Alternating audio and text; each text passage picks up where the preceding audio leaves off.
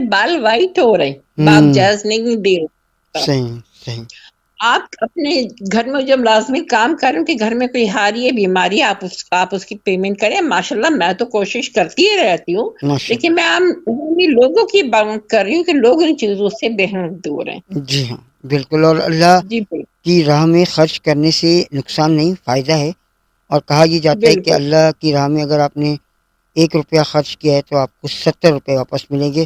یہ صرف 1 روپے کی ڈیفینیٹلی بات ہے، 1 روپے کی. تو آپ یقین کریں اگر آپ صاحب حیثیت ہیں، صاحب استطاعت ہیں، اور اگر آپ کر سکتے ہیں تو یقینی طور پر آپ غریبوں اور ان لوگوں کی جو کہ اس وقت آپ کی مدد کے مستحق ہیں ان تک اپنی مدد ضرور صحیح، پہنچائیں. یہ ضروری ہے. بالکل یہ ہمارا اسلام بھی کہتا جی ہے بالکل اور یہ ہمارا ایک دینی فریضہ بھی ہے اور اخلاقی طور پر بھی ہمیں اس پر کام کرنے کی ضرورت ہے تاکہ جو جس طرح کی معاشرہ ہم دیکھے جائیں گے اس دنیا کے اندر وہ ہمارے آنے والی نسلوں کے لیے بہتر ہوگا. کیونکہ جس طرح کی اب صحیح، صورتحال ہے وہ بہت زیادہ کہنا چاہیے خراب ہے، یا کہنا چاہیے کہ بہت زیادہ ابتر صورتحال ہے اس وقت اگر دیکھا جائے تو. آپ صحیح کہہ رہے ہیں، بالکل اللہ رحم کرے، بس میں تو یہی بولتی ہوں کہ اللہ رحم کرے بالکل جناب یہ اور ہمیں عقل دے۔ بالکل جی بالکل بالکل جناب یہ گفتگو جاری ہے ہماری.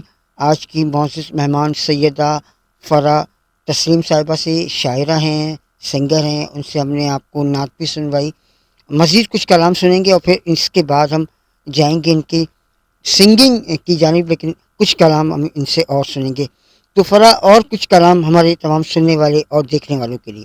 بلدیہ ٹاؤن فیکٹری میں حادثہ ہوا، جی 200 ورکروں کو فیکٹری میں بند کر کے زندہ میں جلایا گیا۔ جی جی یہ تو بڑا مشہور واقعہ ہوا، نیوز پہ بہت آیا، جی جی مالکان بھاگ گئے، اسٹاف والے ارسٹ ہو گئے۔ جی جی اچھا، اپنا میری فیصل پہ واقعہ ہوا، جی ہنگامے ہو رہے تھے، میں اسٹیٹ لائف میں کام کر رہی تھی، کئی بے گناہ لوگ مارے گئے۔ صحیح جی صحیح اچھا، اسی طرح سفورہ گوٹ پہ یہ ہوا کہ ہمارے جو کھوجا میمن بھائی ہیں جی جی ان کو بس کے اندر بند کر کے بس کو اڑایا گیا۔ جی جی بالکل وہ جو واقعات ہوئے یعنی ون آفٹر اینڈ انہوں نے میرے دل پہ اثر ڈالا۔ اب ان اچھا دنوں جو میں نے کلام لکھا وہ کچھ یوں ہے، میں انڈائریکٹ کہہ رہی ہوں، ڈائریکٹ کچھ نہیں بول رہی۔ صحیح اب آپ کی سوچ ہے کہ سمجھ لیں کہ اب میں کیا بول رہی ہوں۔ اوکے بالکل بالکل بالکل بولیے.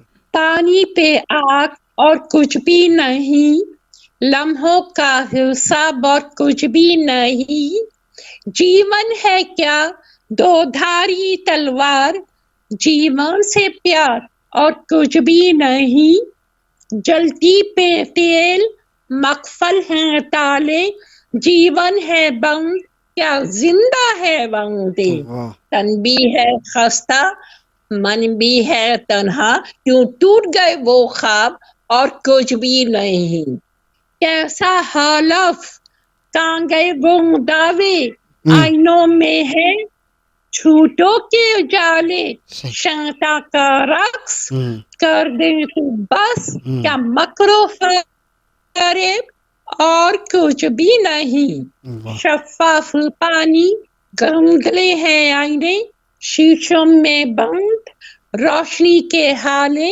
خالی دیوار پہ خالی فریم، نہ ملتا جواب نہ ملتا جواب اور کچھ بھی نہیں، واہ واہ دیبا کیا دیکھے دیبا کیا دیکھے چہرہ ہی اپنا، آئینوں میں آ کے خود سے ہی لڑنا، سانسیں ہیں تنگ کیوں جیون ہے زنگ، ہوں ارے کیسا عذاب اور کچھ بھی نہیں، واہ پانی پہ آگ اور کچھ بھی نہیں، لمحوں کا حساب اور کچھ بھی نہیں، واہ جیون ہے کیا دو دھاری تلوار، ہوں جیون سے پیار اور کچھ بھی نہیں، پانی پہ آگ اور کچھ بھی نہیں، تو یہ ہے وہ کلام۔ نہیں نہیں بالکل صحیح ہے. اور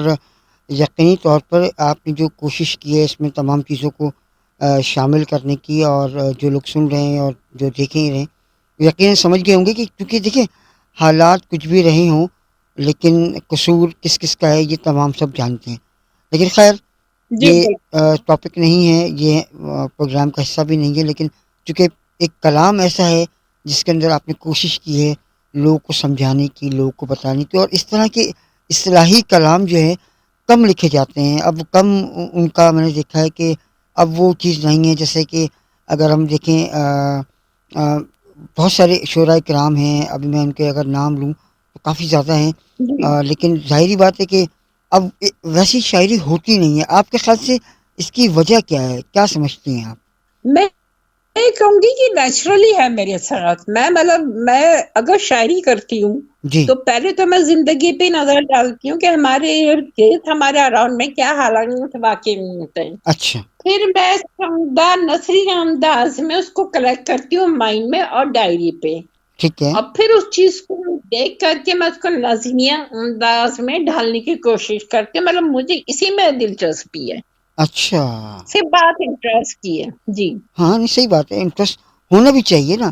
ایکچولی ہوتا یہ جی ہے کہ ہم لوگ جو ہیں وہ کہتے ہیں نا کہ کوشش کرتے ہیں کہ جناب ہم کر لیں، کوئی کام کر لیں، کسی چیز کو وہ کر سکتے ہیں، لیکن بات وہی ہے کہ کوشش کرنے سے مسئلے حل نہیں ہو رہے، کام کرنا بھی پڑے گا نا، صرف بولنے سے مسئلے حل تھوڑی ہوں گے. ڈیفینیٹلی.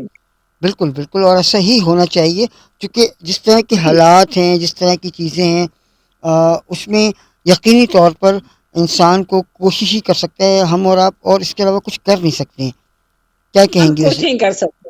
ہاں بالکل، بس ہم اپنے بیہاف پہ ہم سے ٹرائی کر سکتے ہیں، جی اور اب سے دعا کر سکتے ہیں کہ یا رب العالمین سب کے حال پہ رحم کرتے ہو اور ہمارے حال پہ. صحیح بات ہے، صحیح بات ہے. اچھا آپ نے جسے بتایا، میں آپ کے ابھی پورٹ فولیو کو پڑھ رہا تھا، دیکھ رہا تھا کہ آپ نے انگریزی جو ہے گانے وہ بڑے گائے ہیں اور شوق سے گاتی ہیں.